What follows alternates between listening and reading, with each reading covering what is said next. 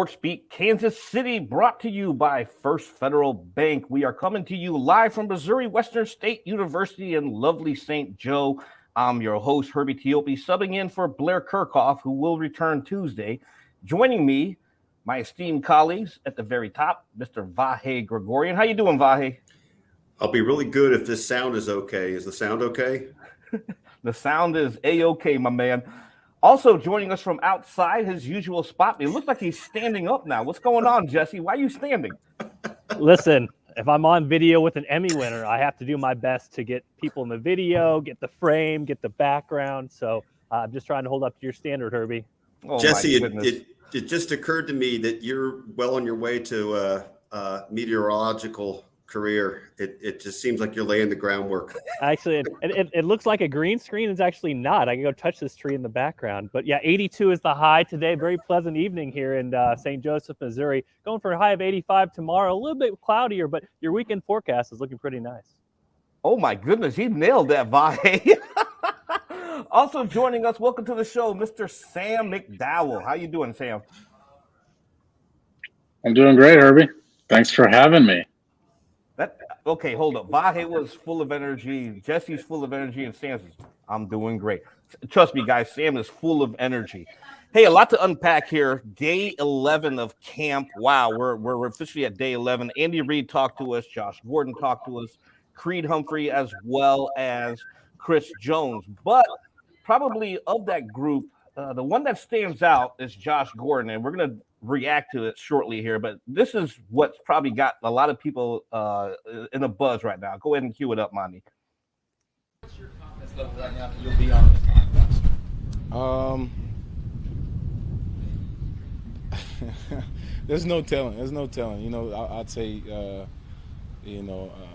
cards are close to the vest. I think as they should be for everybody. I think for important reasons. But more importantly, I just want to go out and with the opportunities I get, give him 110%, and wherever the cards fall where they may, and see what happens. But I do not have an answer for that. To be honest, I don't. You know, I wasn't a starter last year.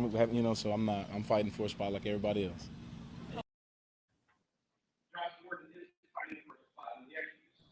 I'll take over because Herbie's muted. The Emmy. We actually discussed Josh Gordon on Saturday's show. Look, I need a producer who's like quickly unmutes me. But we talked about Josh Gordon on Saturday. He is fighting for a roster spot, and for him to come out and say, "Look, I don't have an answer to that question if he's going to be on the 53." It kind of really stood out to me. Jesse, you wrote about it. Let's start with you. What was your reaction to his comments on if he's making the 53? Yeah, it stood out because it's not what we normally see from players. Again, they kind of come out there and unlike Sam, they kind of at least exude some energy, try to give off some, I don't know, enthusiasm is the word. And Josh was very mellow today. He seemed very subdued, I would say. And I think we've talked so much about how Frank Clark came out and owned up to his mistakes and talked about all the things he's worked on in the offseason, was accountable for what he did before. We all really respect that. And I think there's part of me that wants to just appreciate Josh Gordon basically coming out and saying what's true, which is he's not sure he's going to make the roster. I think all of us don't think right now that or don't anticipate he's going to make the roster unless he has a big preseason. So part of me kind of respects that and appreciates that. But at the same time, it's just not something you normally hear, right? I mean, he's in camp. He wants to be a chief. He was a chief last year.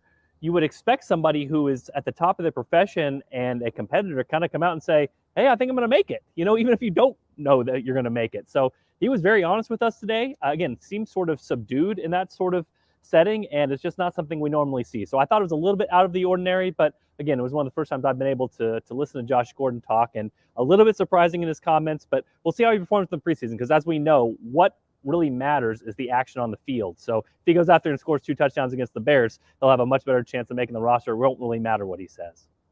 Sam, if Josh Gordon goes out here and puts consistent behavior on tape, as Eric Bieniemy loves to say, because you have to put consistent behavior on tape, does he have, in your mind, do you feel like he has a realistic chance to make this 53? No, I don't. I think Josh Gordon is seventh on this depth chart right now among wide receivers, and we're debating if 5 or 6 are going to make it. So I think Vahe's guy and Darius Fountain are probably in that 5 to 6 role. Now, Fountain was injured today, so there's things that could happen that make room for Josh Gordon, but I definitely don't think as the roster stands right now, if they had to pick a day that he's on the initial 53. And to be honest, I don't think based on what we've seen in practice, now Jesse and Herbie, you guys have seen more plays. I don't think what I've seen, he's deserved to be on that initial 53. I mean, he's dropped passes out here. I thought he had a really small catch radius last year, and I thought that was something he needed to improve, and it's just not something we've seen so far in camp. Vahe, I saved you for last because of your experience. Here we go. You ready for this? As a former college Division I football player, and you've been around. Whoa! That actually was relevant for the first time in a story over the weekend. We actually made real use of that, Vahe. Well, I appreciate that, Sam. You've seen a lot. You've been around a lot of athletes. When you hear a professional athlete react to a question the way Josh Gordon did, what was your take? And I'm really wondering what you were feeling when you watched him up there. It was kind of depressing, actually, just because he seemed so subdued, I think was the word Jesse used, and it made you wonder about just his sense of belief in himself right now. It left you wondering that. On the other hand, I mean, I suppose the point you made, Herbie, that I mean, they could force feed him the ball a little bit on Saturday in Chicago, just sort of see what it looks like in the game, and maybe that would change the dynamics a little bit. But I think he's on the outside looking in right now. Sam mentioning the catch radius, I could be wrong on this. You guys might want to check me on this, as Bill Self would say. But I thought that was supposed to be one of his advantages when they got him, right? That was part of what his heyday had been. That he wasn't just doing the alligator arms, right? He could spread out and get the ball, and that the fact that that's been so much the other way, that's a problem. I mean, and he almost has to redeem himself with his hands from some of those moments from last year. Since you set it up on a tee for me, Vahe, I'll go ahead and the Chiefs don't need that as much this year. They got Juju Smith-Schuster, they've got MVS. I know there's a question at the bottom from Brian from MVS we can address here real quick, but last year they didn't have a lot of big receivers. I mean, Travis Kelce was sort of it. Now, with kind of how they've remanaged their roster with Brett Reed bringing in bigger guys and bigger targets for Patrick Mahomes to throw to, he doesn't have to be that guy. So it's a little bit of a redundancy in that regard and makes him a little bit more expendable. But I did write about what Patrick Mahomes thinks about his bigger targets. Wrote about it in the Kansas City Star yesterday if people want to check it out. And I guess, spoiler alert, it could help the Chiefs in the red zone because Patrick Mahomes has not been a guy that really has thrown a bunch into tight coverage or kind of thrown it up and let his receivers go, try to get a jump ball. We saw in practice yesterday, he threw one up on the sideline for MVS. MVS went up, two hands caught above his head over Trent McDuffie and came down with it.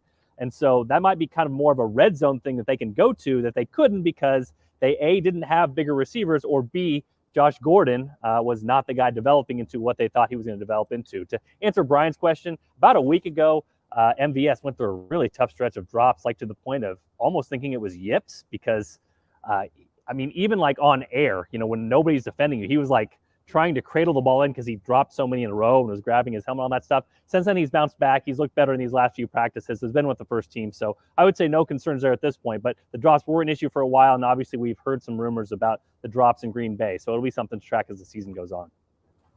I think Gordon, just to put a bow on this Josh Gordon thing, I thought we saw a guy who finally has his act together and the personal stuff that has kept him out of the NFL.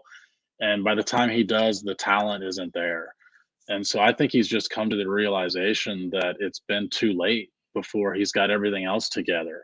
As far as how he answered that question, I don't know how many ways he could answer that question and be truthful. I mean, he knows that he hasn't been playing with the ones. He knows most of his reps have been coming with the threes and the twos.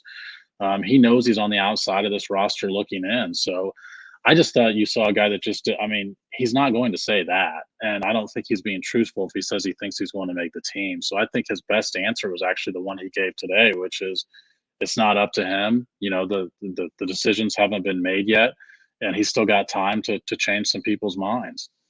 I think just to be clear from my end, overall tone than necessarily that specific answer, just sort of again, back to what I believe was Jesse's word, just subdued. And look, maybe he's just tired. I mean, 11th day of practice and getting ready for maybe one of the last games he'll have a chance to show himself. So, we'll see. Yeah, and to that point, Andy Reid did mention during his post-practice remarks that these last 2 days was pretty good for Josh Gordon. But from a subdued subject, let's go to a subject that is probably near and dear to a lot of Chiefs fans' hearts, and especially for Vahe, because he wrote a very good story about it.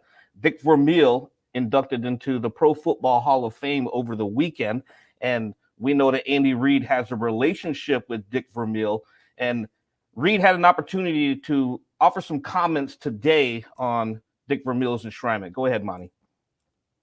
Mentor to me, I mean, for a lot of years, and you know how Coach Vermeil is. I mean, if he's in with you and knows you, he's in. So I've had some great times when we kind of followed a little bit of a couple of the same steps here. We're at Philadelphia, which is a unique place, and Kansas City, unique place. So we've had that experience, and when you're a head coach, there's not a lot of guys you can talk to that have.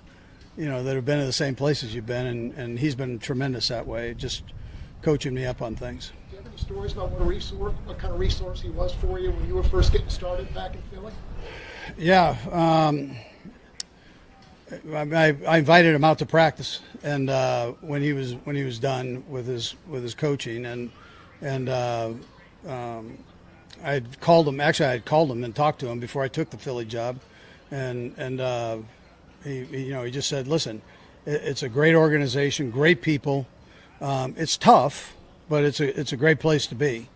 And if you can coach there, you can, and you make it through, you're doing okay. So, but he lived there. That was kind of his home base, even though he was still working here and he was finishing up with the Rams. So, and then he did the same thing when I came here, the exact same thing. He talked to me about the atmosphere here and said what bad guys you are. No, he didn't. But he coached me up on it, and that's priceless, right? I mean, that's priceless. So, and he checks in all the time. I mean, if it's not once a week, it's pretty close to once a week, and just make sure everything's going all right. And he loves the game and that whole deal. So. I appreciate all that. Vahe, you had the opportunity to write about Andy Reid's relationship with Dick Vermeil. Why is it so special? Well, I tell you what, for all the reasons Andy just said, but I mean, it goes back. I had not remembered or maybe never knew that Andy even talked to Dick before he took the Philly job. And that tells you something. And the fact that, Dick Vermeil and Andy are checking in with each other once a week or more, think about that. Think how busy these guys are. Andy, I don't want to say Andy wouldn't have become the Chiefs coach if he hadn't talked to Dick and if Dick hadn't talked to Clark. The momentum was probably there for that, but it certainly sort of shoehorned it in and solidified Andy's interest in it and Clark's understanding of Andy. And, it doesn't take a lot to draw the lines to here where this phase of Andy's career is what's going to really distinguish him. I mean, Andy was at a crossroads in his career when he came to Kansas City. Chiefs were at crossroads in franchise history. So all of that coming together, Andy is now almost, I don't think there's any chance he's not going to go into the Pro Football Hall of Fame one day at this stage. He's going to end up being third or fourth, probably fourth winningest coach in NFL history. He's already fifth. Chances are he'll have another Super Bowl or two. I think if he quit today, he'd be going into the Pro Football Hall of Fame. So that doesn't happen without Dick Vermeil in some ways, in terms of support, influence, and even advocacy for him to be here. And what Dick Vermeil was so moved by in Canton was that Andy Reid nobody knows like Dick Vermeil what being immersed in your preseason is like as a head coach in the NFL. And for Andy to rework his schedule to get to Canton Friday night, go to the Gold Jacket dinner, and celebrate with Dick, wanting to do that in person was something that Dick got a little choked up about Saturday during his Hall of Fame speech. So pretty cool all around. Sam, you grew up in Kansas City, obviously. What do you remember the most from the Dick Vermeil era? Some really good offense and some really bad defense. I was actually looking into these numbers the other day after I read Vahe's first column on Dick Vermeil's time here that ran Sunday. And his 5 teams, I think, were all top 5 offensively. And the best defense they had was 24th in the league. So it just felt like this stretch of missed opportunity. I mean, it was the best offensive line I'd seen assembled. Now, to kind of relate that to this year's team, I do think this offensive line is young enough to where they could improve to that same sort of level. But you had all pro players at 5 positions at that time, at least at 3 or 4 positions. So it just felt like, especially that was it the 03 season when they started 9-0, that just really felt like it was going to be the team that finally broke through on the long playoff drought that eventually an Alex Smith team did in Houston. But the teams, if nothing else, were extremely entertaining, really fun to watch, and there was an energy in that stadium that had been lacking in the years right before it. Jesse, I see you shaking your head over there as well, Mr. Weatherman. What are your thoughts on Vermeil to the Hall of Fame? Yeah, I mean, I'll repeat what Sam said. We're about the same age, so growing up around the area. And Jesse's older than I am. I just want to point that out. Way older. Yeah, absolutely. Maybe a matter of a month or two, something like that. But no, I mean, I think about that. The one I think about is that Cleveland game that they won based off of the helmet throwing, but just the high flying offenses, and I think it always got me to a place watching Vermeil's teams where they were aggravating defensively, but it didn't feel that bad because it's just so much fun to watch offense. And I think since then, I've always been sort of convinced that if you're going to be a football team that is good in one and bad in the other, you'd rather be a good offensive team and a bad defensive team, because those teams are much, much more easy to watch than the opposite of that, at least in my experience. So absolutely Dick Vermeil, offensive mastermind, able to recreate some of that in Kansas City. And as Sam said, there have been some dark times, or were some dark times before that, and then obviously some dark times after that in the Chiefs era. But the Vermeil times just seemed like a lot of fun, and they were obviously at sort of the top of their crest rather than going the opposite direction. Yeah, and kudos. Go ahead, Vi. Oh, I was just going to add this. I mean, I've certainly taken a pretty personal interest in Dick Vermeil since I was a kid in Philadelphia when he took over the Eagles. They were horrendous, and then they're going to a Super Bowl. Eagles training camp was like 20 minutes from my hometown. We go down and get autographs, and he was kind of the first guy that you saw giving them some juice. And then I was working in St. Louis when he came to the Rams, and they won the Super Bowl.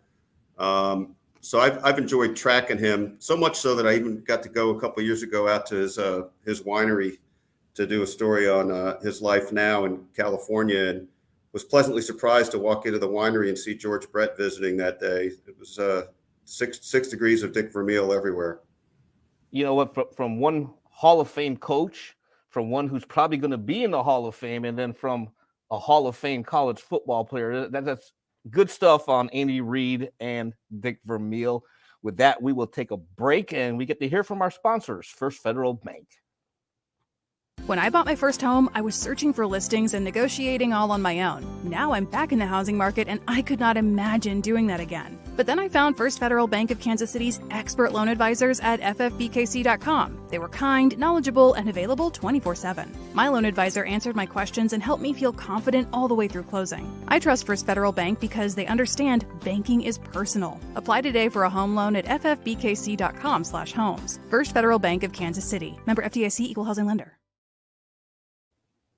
Most Hall of Famers are humble, and I always have to say this. I got to say this because I always mention this whenever I have the mic as the host, and I always rag on Vahe. But, it is unique to me that one of my colleagues is in the College Football Hall of Fame. I just think that's neat. So, Vahe, I know you're very humble about it. You're going to say everybody who played college football is in the Hall of Fame. But, dude, you're in the Hall of Fame, and that's unique to me. So much love to you. Well, you can call it humility, but really it's just realistic. I mean, I kind of only shared that with you guys as a little bit of a joke since I never got to play much. So, but at least it was fun to talk to Justin Watson, or as Sam McDowell calls him, my guy, former Penn Quaker, who we all know is destined for greatness.